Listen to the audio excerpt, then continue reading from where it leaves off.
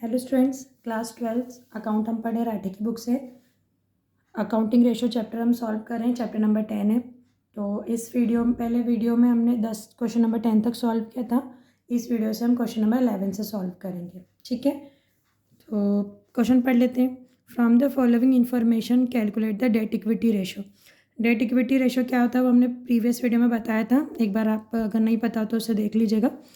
तो हमें क्या क्या दिया हुआ है, इक्विटी शेयर कैपिटल दी हुई है, प्रेफरेंस शेयर कैपिटल दी है, जनरल रिजर्व दिया हुआ है, फिर लोन फ्रॉम आईडीबीआई बैंक दिया है, करंट लाइबिलिटीज़ है एंड 12% डिबेंचर्स है, ठीक है। तो ये सारी इन्फॉर्मेशन है हमारे पास। चलिए हम इसको सॉल्व करते हैं, हम डेट इक्विटी रेशो निकालते हैं। तो हम लिख देंगे,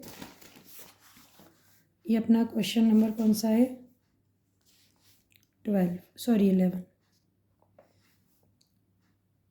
date equity ratio is equal to long term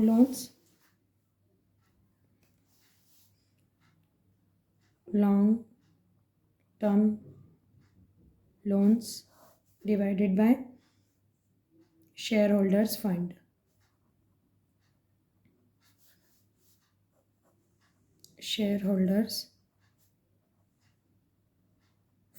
ठीक। तो हम पहले लॉन्ग टर्म लोन्स देख लेते हैं हमारे पास में क्या क्या है। देखिए लॉन्ग टर्म लोन्स में क्या क्या आ जाएगा।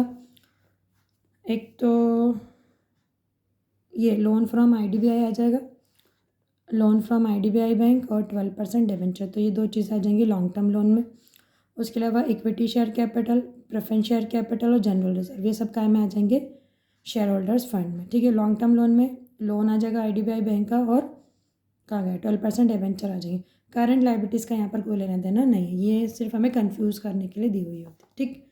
तो लॉन्ग टर्म लोन में हम क्या लिख रहे हैं, loan from IDBI bank,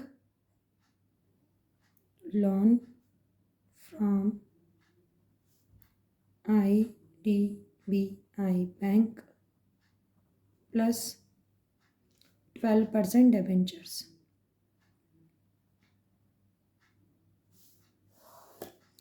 share holders fund में हमारे पास आ जाएगा equity share capital,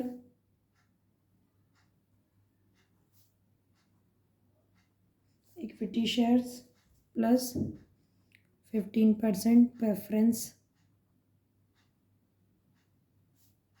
share capital plus general reserve, ठीक है। तो आईडीबीआई बैंक का लोन कितना है, 12 लाख रुपए का है, प्लस डिबेंचर्स कितने के, 8 लाख रुपए के। डिवाइड कर देंगे, इक्विटी शेयर कैपिटल कितने की है, 15 लाख रुपए की, प्लस प्रेफरेंस शेयर कैपिटल कितने की है, 20 लाख रुपए की,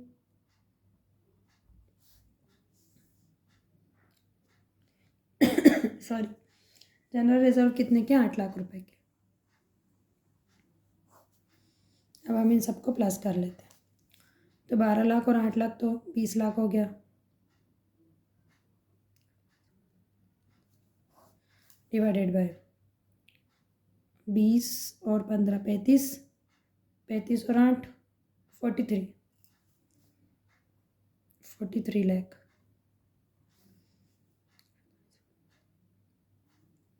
तो यहाँ पे कितने जीरो है, 1 2 3 4 5 6, 1 2 3 4 5, 5 जीरो से 5 जीरो कैंसिल हो गए, ठीक है। अब हम 20 को 43 से डिवाइड कर देंगे। तो पहले से अपन 0 पॉइंट लगा देंगे क्योंकि 20 छोटा है, 43 बड़ा है। तो 0 पॉइंट लगा दिया तो यहाँ पर हम एक 0 पुट कर सकते हैं, तो ये 200 हो गया। अब 4 4 ज़ार 16, 4 5 ज़ार 20, मतलब ज़्यादा हो जाएगा। तो 4 4 ज़ार 16 मतलब 172 हो जाएगा। 43 को 4 से डिवाइड करते हैं, 4 3 ज़ार 12 का 2 कैरी हो गया 1, 4 4 ज़ार 16 और 117। तो 4 टाइम में कितना आ गया, 172। 10 में से 2 गए तो 8, 9 में से 7 गए तो 2। अब यहाँ पे 1 बचा, 1 में से 1 गया तो कुछ नहीं। अगला नंबर कुछ नहीं, हम 0 लिख सकते हैं, पॉइंट लगा हुआ है ऑलरेडी। अभी 280 हो गया, तो 4 6 24, 4 7 28, तो 4 6 लेंगे, ठीक है। तो 6 टाइम में कितना का, 6 3 18 का 8, कैरी हो गया 1, 6 4 24 और 1 25, तो 258। 8 में से 10 में से 8 गए तो 2, यहाँ पे 7 में से 5 गए तो 2, कुछ भी नहीं, 0। अब ये कितने टाइम में आ जाएगा, 4 5 नहीं, 4 5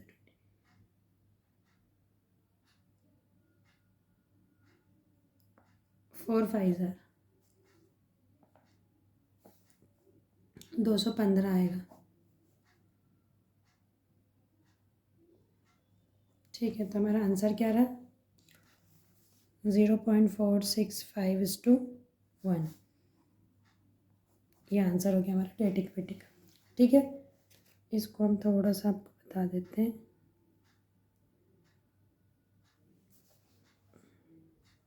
ठीक है, आप एक बार इसको देख लीजिए। ओके, तो ये क्वेश्चन नंबर 11 हो गया। अब क्वेश्चन नंबर 12 हम सॉल्व करेंगे। पढ़ लेते हैं क्वेश्चन क्या है। क्वेश्चन नंबर 12, तो from the following information calculate date equity ratio. Date equity ratio निकालना है। अगेन इक्विटी शेयर दिया हुआ है, इक्विटी शेयर कैपिटल, फिर जनरल रिजर्व दिया हुआ है, 10% डिबेंचर्स दिए हुए हैं, करंट लाइबिलिटीज़ दी है, एंड प्रिलिमिनरी एक्सपेंसेस दिए हुए हैं। प्रिलिमिनरी एक्सपेंसेस का मतलब ये होता है कि बिज़नेस के स्टार्ट होने से पहले के जो खर्चे थे वो है, ठीक है। तो यहाँ पर हमें इससे कोई लेना देना नहीं है, ना तो करंट लाइबिलिटी से, ना ही ये प्री एक्सपेंसेस से, ठीक है। हमारा मतलब बस इन 3 चीज़ों से डेट इक्विटी के लिए, ठीक है। तो हम सॉल्व कर लेते फटाफट से, बहुत ईजी है ये। क्वेश्चन नंबर 12,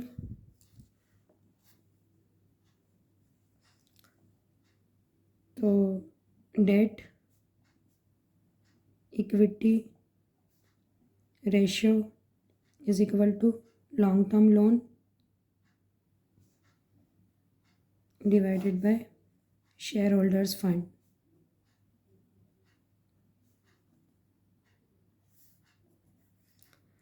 तो लॉन्ग टर्म लोन में हमारे पास में क्या दिया हुआ है, सिर्फ 10% डिबेंचर्स है।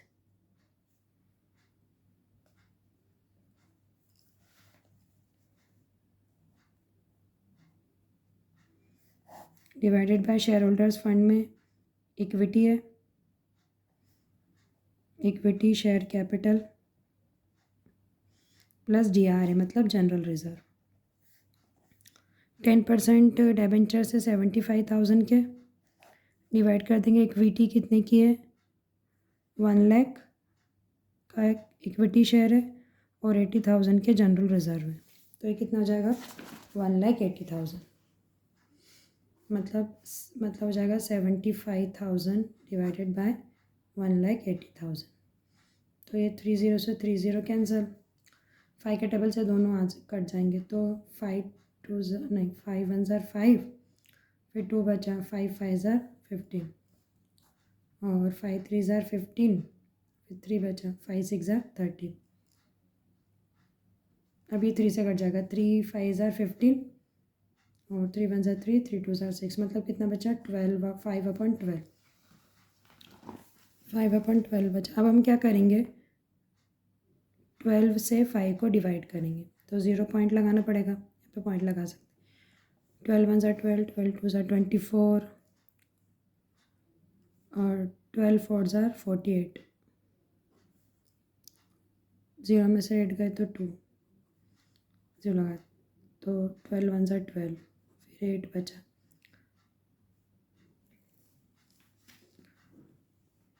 12 6 72, 8 बचा, तो बार बार 6 आता रहेगा। मतलब हमारा आंसर क्या आ जाएगा, आंसर हमारा आ गया है debt equity ratio is equal to 0.416:1। ये हमारा आंसर, ठीक है। चलिए अब क्वेश्चन नंबर 13 पढ़ते हैं। From the following particulars calculate the total asset to debt ratio. अब यहाँ पे चेंज हो गया ना, यहाँ पे डेट इक्विटी रेशो नहीं है, यहाँ पे क्या निकालना है हमें, total asset to debt ratio. देखो यहाँ पर आपको ना फॉर्मूला कैसे लिखना होता है ना, ये आपको क्वेश्चन में ही दिया हुआ होता है, ठीक है।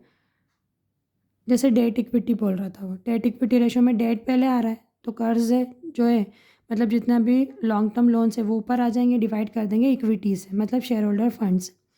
ऐसे ही यहाँ पर क्या दिया, total asset to debt ratio, ठीक है। तो हम क्या कर देंगे, टोटल एसेट को डिवाइड कर देंगे जो डेट है हमारे पास, है ना, ठीक है। डेट हमने जितना लिया है, कर्जा जितना लिया है वो, ठीक है। चलिए तो हम पढ़ते क्वेश्चन को।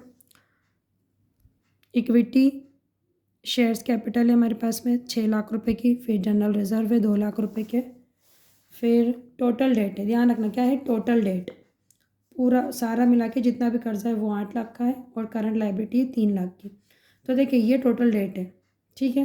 टोटल डेट 8 लाख रुपए का है, तो इसमें करंट लाइबिलिटीज़ आ गई होगी। तो हम क्या करेंगे, पहले डेट निकालने के लिए हमको 8 लाख में से 3 लाख रुपए माइनस करना पड़ेगा, because it is current liability. तो 8 में से 3 गए तो 5 लाख रुपए बचेंगे, ठीक है। तो हमारे पास में जो लॉन्ग टर्म लोन है वो 5 लाख रुपए के आएंगे, ठीक है। चलिए हम सॉल्व करते हैं इसको। पहले तो अपन लॉन्ग टर्म लोन निकाल लेते हैं। Question number 13, long term loan is equal to total debt minus current liability, ठीक है। तो टोटल डेट बताए 8 लाख रुपए का है, माइनस करंट लाइबिलिटी 3 लाख रुपए की। आपको समझ में आया क्यों माइनस करें, क्योंकि ये टोटल डेट दिया हुआ है, ठीक है। अब इसमें करंट लाइबिलिटीज़ भी शामिल है, तो हम जो रेशो निकालते हैं उसमें हम करंट लाइबिलिटीज़ को तो नहीं लिखना हमें, इसलिए हमने उसको हटा दिया। तो हमारे पास में एक्चुअल जो डेट है, लॉन्ग टर्म जो डेट है वो आ जाएगा, है ना। 8 में से 3 गए तो 5, ये हमारे पास में लॉन्ग टर्म का कर्ज आ गया, long term debt, long term loan आ गया, ठीक है। इसके बाद में हम टोटल एसेट्स निकाल लेते हैं। टोटल एसेट्स में हमारे पास में एक तो इक्विटी शेयर कैपिटल आ जाएगा, इक्विटी शेयर कैपिटल प्लस फिर क्या है हमारे पास में, जनरल रिजर्व है वो आ जाएगा, ठीक है। और कुछ नहीं है, लेकिन एक बात समझिए, यहाँ पर जो लोन लिया है long term loan which is 8 lakh rupees, है ना। तो ये जो लॉन्ग टर्म लोन लिया हमने, टोटल डेट है, टोटल डेट कितने का लिया, 8 लाख रुपए का लिया है। सिर्फ लॉन्ग टर्म लोन नहीं, इसमें करंट लाइबिलिटीज़ भी तो है। तो देखिए दोनों को मिलाकर कितने रुपए हो रहे हैं, 8 लाख रुपए हो रहे हैं। तो ये कैश भी होगा हमारे पास में, तो ये एसेट में ऐड हो जाएगा, ठीक है। तो हम यहाँ पे कैश लिख देते हैं, ठीक है। टोटल जो कर्ज़ा लिया है वो 8 लाख रुपए का है, और कर्ज़ा कैश में लिया होगा तो 8 लाख रुपए कैश भी होगा, ऐसा एज्यूम कर लिया हमने, ठीक है। तो ये एसेट में जुड़ेगा। तो इक्विटी शेयर कैपिटल कितने रुपए की है, 6 लाख, प्लस जनरल रिजर्व है 2 लाख रुपए के, और ये अपना कैश कितने का हो गया, मतलब जो लॉन्ग टर्म लोन था वो 8 लाख रुपए। तो 8 और 2 10, 10 और 6 16 लाख रुपए,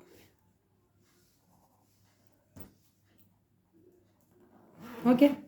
तो अब हमारे पास में लॉन्ग टर्म लोन भी है, टोटल असेट्स भी है, ठीक है। तो हम इसको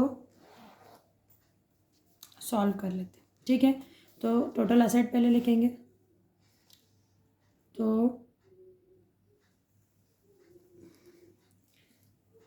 क्या पूछा था, total asset to debt ratio,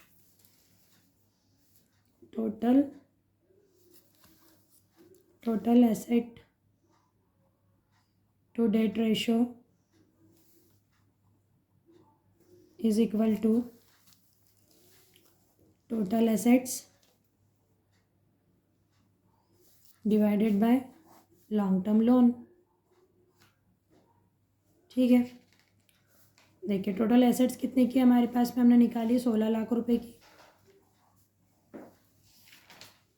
16 lakh रुपए डिवाइडेड बाय जो हमारे लॉन्ग टर्म लोन है वो 5 लाख रुपीज़ के हैं, ठीक है। तो यहाँ पर 1 2 3 4 5 ज़ीरो से 1 2 3 4 5 ज़ीरो कैंसल। अब हम 16 को डिवाइड कर देंगे 5 से, तो 5 3 ज़ार 15, 1 बचा, पॉइंट लगाया, 5 2 ज़ार 10। मतलब क्या हो गया, total asset to debt ratio कितना है, 3.2:1।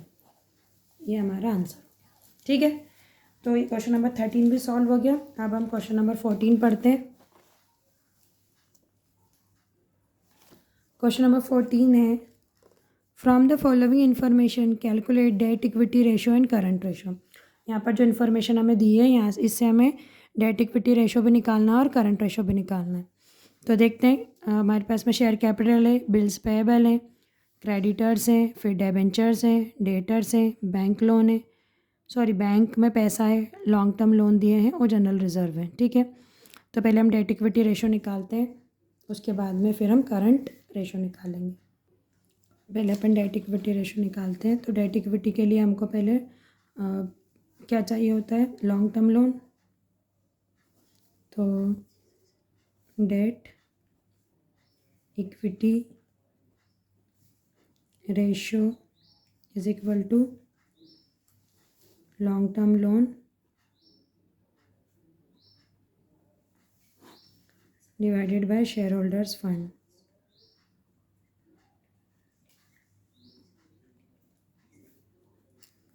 सो लॉन्ग टर्म लोन में हमारे पास में डिबेंचर्स हैं प्लस लॉन्ग टर्म लोन है।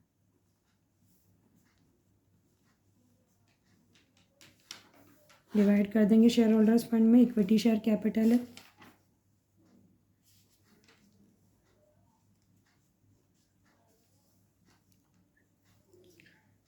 और इक्विटी शेयर कैपिटल है, उसके बाद में जनरल रिजर्व है, ठीक है। तो देख लेते हैं डिबेंचर्स कितने के अपने पास में, 2,75,000, 2,75,000।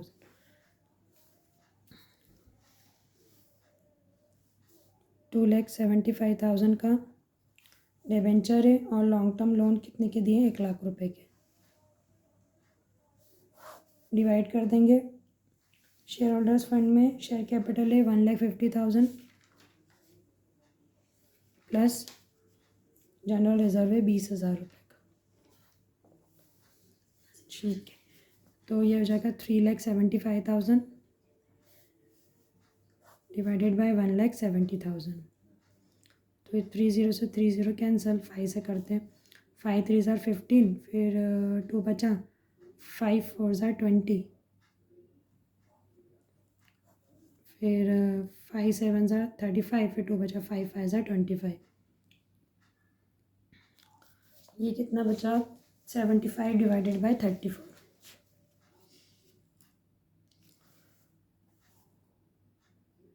75 डिवाइडेड बाय 34 अपन डिवाइड कर देंगे। 75 को 34 से डिवाइड करते हैं, तो 2 टाइम में कितना आ जाएगा, 68, 34 का डबल, 15 में से हट गए तो 7, 6 में से 6 गया तो कुछ नहीं, पॉइंट लगाया, फिर 2 टाइम में 68 आएगा, 2 बचेगा, फिर ज़ीरो लगाएंगे, छोटा ही फिर ज़ीरो लगाएंगे, तो 200।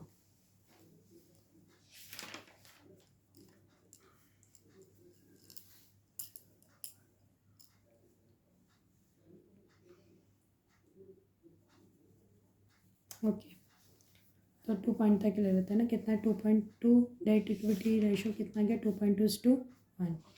ये आंसर हो गया। अब करंट रेशो निकाल लेते हैं। करंट रेशो के लिए करंट एसेट्स चाहिए। तो करंट एसेट्स में क्या क्या हमारे पास में, डेटर्स है, debtors plus bank plus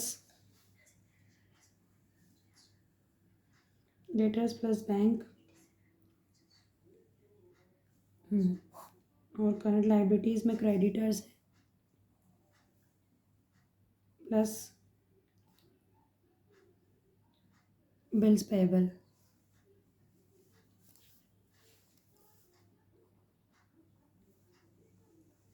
bills payable है, ठीक है।